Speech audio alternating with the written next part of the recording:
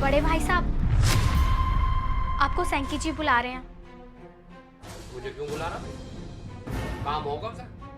उसे फिर पैसे चाहिए थे, उस पर कर्जे हो रहे होंगे दुनिया भर के, तो उनको बड़े भाई साहब को बुला ले। मुझे क्या दे? ये तो मुझे नहीं मालूम, लेकिन उन्होंने आपको ही बुलाया है। और कोई इमरजेंसी काम ही होगा तभी तो बुलाया है आपको।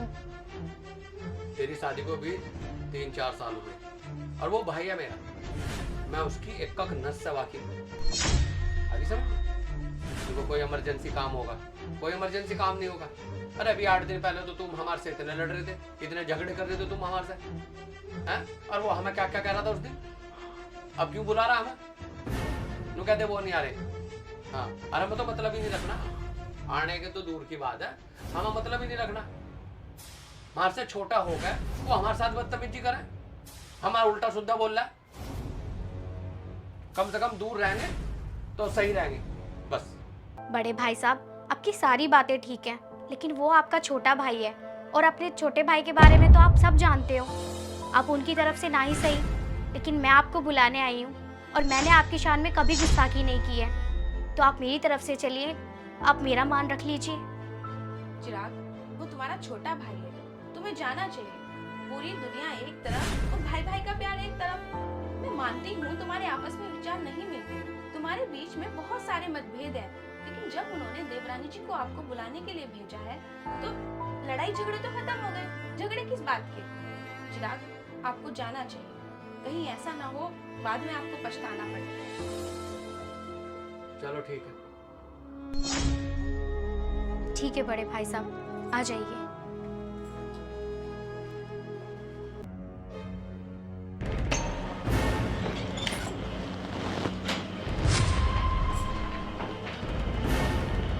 क्यों बुला रहा था?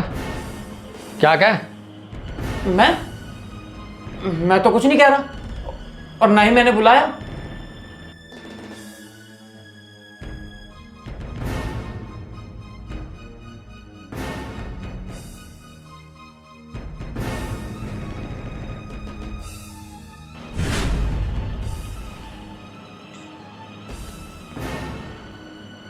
हाँ भैया, मैंने ही आपको बुलाया था।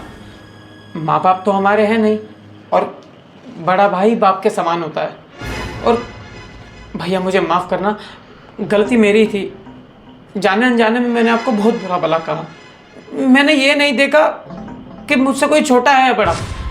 जो मेरे मुंह में आया मैंने बोल दिया था।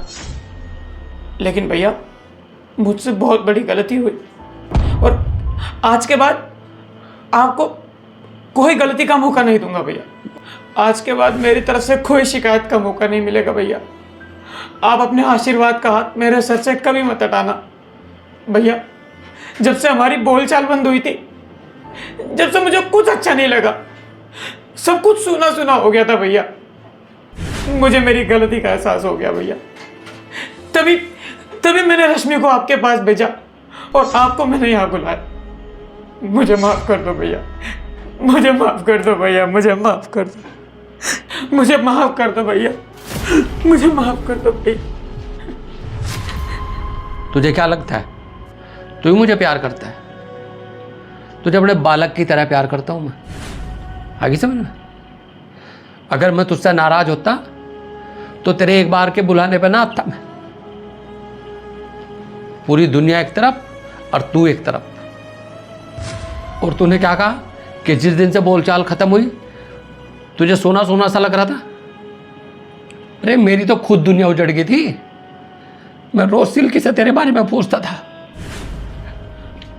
कि मेरा भाई भी ठीक है नहीं। और एक बात और सुन, भाई भाई से काहे का झगड़ा, काहे का मन मुटाओ?